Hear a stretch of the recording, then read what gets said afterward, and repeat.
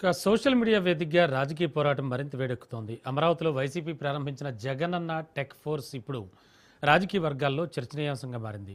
Grass root స్థాయికి digital వ్యూహాన్ని తీసుకెళ్లాలన్న లక్ష్యంతో ఐటీ ప్రొఫెషనల్స్, డిజిటల్ వాలంటీర్లను రంగంలోకి దింపుతున్న వైసీపీ ప్రతి మండలానికి టెక్నికల్ వాలంటీర్ నియామకానికి సిద్ధమవుతోంది.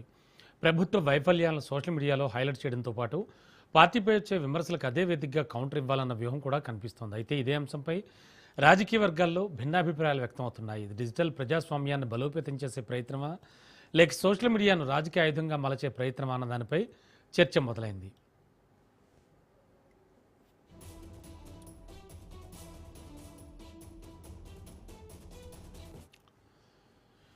ఇదే అంశానికి సంబంధించి మరింత అదనపు సమాచారం విశ్లేషణ అందించడానికి మా కరెస్పాండెంట్ రమేష్ సిద్ధంగా ఉన్నారు. రమేష్, ఏంటి టెక్ వ్యూహం? అంటే డిజిటల్ వ్యూహం పన్నబోతోంది వైసీపీ అనేది. ఎలా చూడాలి దీన్ని? ఎంతవరకు సక్సెస్ అవ్వచ్చు? నవేడేస్ మొత్తం అంతా డిజిటల్ మయమైపోయింది. సో ఈ నేపథ్యంలో వైసీపీ ఆలోచన ఎలా ఉంది? మరోవైపు టీడీపీ కోర్స్ అధికార కూటమి ఏం ఆలోచిస్తోంది? రమణ, ప్రధానంగా వైఎస్ఆర్ కాంగ్రెస్ పార్టీ ఈ సోషల్ మీడియా ద్వారా ప్రభుత్వ వైఫల్యాలను ప్రజల్లోకి విస్తృతంగా తీసుకెళ్లాలనే ఆలోచన ఇప్పటికే చేసింది.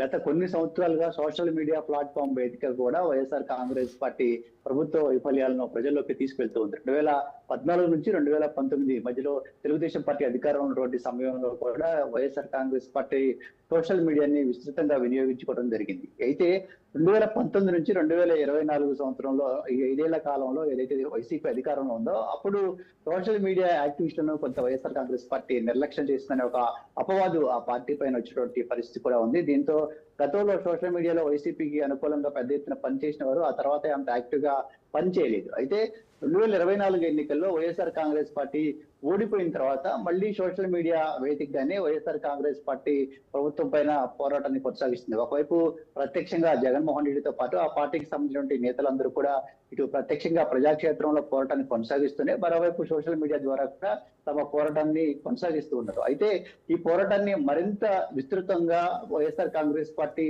క్షేత్రస్థాయి లెవెల్ కి తీసుకెళ్లేందుకు కూడా వైఎస్ఆర్ కాంగ్రెస్ పార్టీ వినూత్నంగా ఒక కార్యక్రమాన్ని చేపట్టినటువంటి పరిస్థితి కూడా కనిపిస్తుంది. జగనన్న టెక్ ఫోకస్ అనే ఒక పేరుతో, జగనన్న టెక్ ఫోర్స్ పేరుతో ఒక యాప్ ను కూడా లాంచ్ చేయడం జరిగింది. దీనికి పూర్తి స్థాయిలో టెక్నికల్ సపోర్ట్ కూడా పార్టీ ఇవ్వబోతుంది. అంటే దీని ద్వారా రానటువంటి రోజుల్లో మరింత విస్తృతంగా సోషల్ మీడియాని, డిజిటల్ మీడియాని వినియోగించుకోవాలి. అదేవిధంగా ఏదైతే టెక్నాలజీ డెవలప్ అవుతుందో ఈ టెక్నాలజీ డెవలప్ అయిన టెక్నాలజీని అందిపుచ్చుకొని మరింత విస్తృతంగా ప్రభుత్వ వైఫల్యాన్ని ప్రజల్లోకి తీసుకెళ్ళడం ఒక అంశం అయితే, వైఎస్ఆర్ కాంగ్రెస్ పార్టీ ఏ విధంగా ప్రజాక్షేత్రంలో ప్రజల కోసం పనిచేస్తుంది, అంతేకాకుండా వైఎస్ఆర్ కాంగ్రెస్ పార్టీ పైన ఏదైతే విమర్శలు కానీ లేదంటే ఆరోపణలు అధికార పక్షం నుంచి వస్తూ ఉన్నాయో వాటిని ఏ విధంగా తిప్పికొట్టాలి, ఇలాంటి అన్ని అంశాలకు సంబంధించి కూడా ప్రత్యేకంగా దృష్టి పెట్టేటువంటి పరిస్థితి కూడా ఉంది. అందులో భాగంగానే జగనన్న టెక్ ఫోర్స్ పేరుతో ఒక యాప్ ను కూడా లాంచ్ చేసేటువంటి పరిస్థితి కూడా ఉంది. గ్రౌండ్ లెవెల్లో అంటే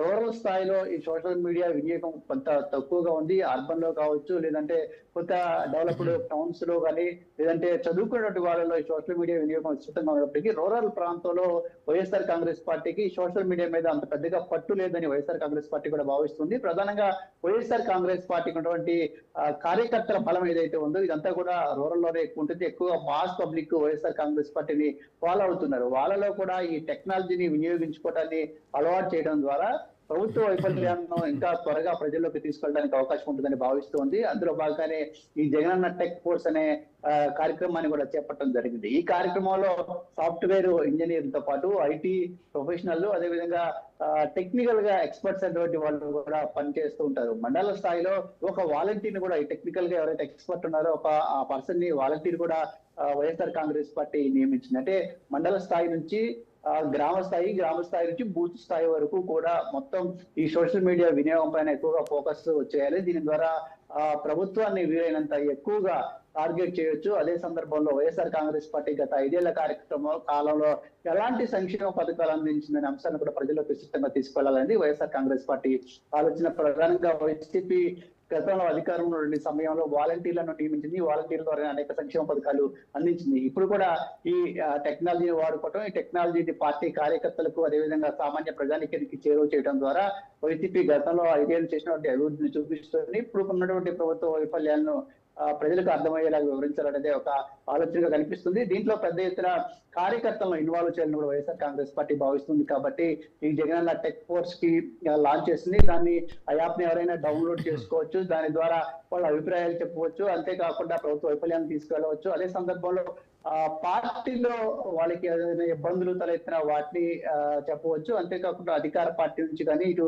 కూటమి ప్రభుత్వం నుంచి ఇబ్బందులు వచ్చినా వాటన్నిటిని కూడా వైసీపీ అధిష్టానం దృష్టికి తీసుకురావచ్చు. అంటే మొత్తం ఈ జగనన్న టెక్ ఫోర్స్ అనే కార్యక్రమం ద్వారా ఒక ప్రభుత్వ వైఫల్యాలే కాదు, వైఎస్ఆర్ కాంగ్రెస్ పార్టీ చేసినటువంటి పోరాటాలు, గతంలో చేసినటువంటి మంచి పనులు, ఇప్పుడు కూటమి ప్రభుత్వం ద్వారా వచ్చినటువంటి ఇబ్బందులు, ఇలా అన్ని అంశాలను కూడా షేర్ చేసుకోవడానికి అవకాశం ఉంటుందని వైఎస్ఆర్ కాంగ్రెస్ పార్టీ భావిస్తోంది. మొత్తంగా సోషల్ మీడియాని విస్తృతంగా వినియోగించుకోవడం ఒక అంశం అయితే, ఈ డెవలప్ అయినటువంటి టెక్నాలజీ ఏదైతే ఉందో ఈ టెక్నాలజీని కూడా పూర్తి స్థాయిలో అందిపుచ్చుకోవాలి, పూర్తి స్థాయిలో వినియోగించుకోవాలనేది వైఎస్ఆర్ కాంగ్రెస్ పార్టీ ఆలోచనగా చెప్పుకోవచ్చు. 2014-19 కాలంలో తెలుగుదేశం పార్టీ అధికారంలో ఉన్నటువంటి సందర్భంలో ఆ పార్టీ ప్రభుత్వ వైఫల్యాలను సోషల్ మీడియా వేదికగా వైఎస్ఆర్ కాంగ్రెస్ పార్టీ చాలా బలంగా ప్రజల్లోకి తీసుకెళ్లింది. అప్పట్లో అది వైఎస్ఆర్ కాంగ్రెస్ పార్టీకి మేలు చేసినటువంటి పరిస్థితి కూడా ఉంది. 2019 ఎన్నికల్లో వైఎస్ఆర్ కాంగ్రెస్ పార్టీ అధికారంలో రావడానికి సోషల్ మీడియా కూడా ఒక రకంగా ఉపయోగపడేటువంటి పరిస్థితి కూడా ఉంది. ఇప్పుడు ప్రస్తుతం కూటమి ప్రభుత్వం అధికారంలో ఉంది. కూటమి ప్రభుత్వం చేసినటువంటి అభివృద్ధి కానీ సంక్షేమాలు వీటన్నిటిని కూడా చాలా విస్తృతంగా ప్రజల్లోకి ఈ సోషల్ మీడియా ద్వారా కూడా తీసుకెళ్తుంది. కాబట్టి అటు ప్రభుత్వానికి